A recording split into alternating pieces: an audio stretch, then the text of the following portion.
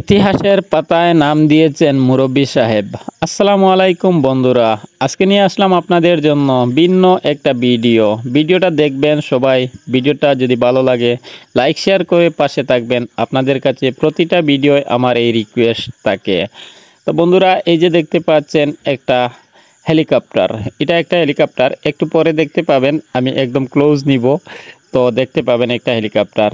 এটা আসলে একটা বাইক। তো একটা বাইকের মধ্যে মডিফাই করে উনি কিন্তু হেলিকপ্টারের মতো দেখা যায়, একদম হুবহু হেলিকপ্টারের মতো দেখা যায় বানিয়ে ফেলেছেন।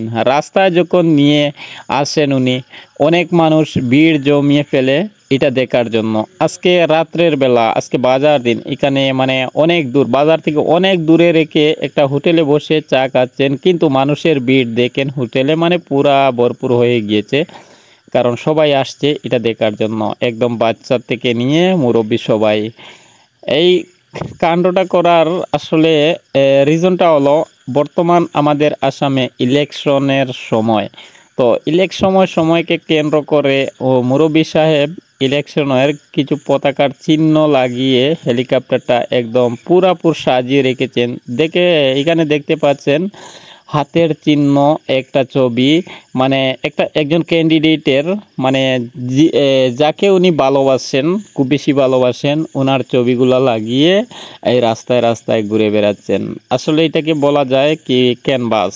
তো আচ্ছা, যাই হোক, আপনারা যা বলেন, মুরব্বীর মুখের হাসি কিন্তু দারুণ, একদম দাঁত একটাও দেখা যাচ্ছে না, বাট হাসিগুলা অনেক সুন্দর। এখানে আমি সবাইকে তুলে ধরলাম। আর এই যে দেখতে পাচ্ছেন আমাদের এই হোটেলের মালিক সাহেবে অনেক দিন থেকে বলেছিলেন যে ভাই আমার একটা ভিডিও বানাও।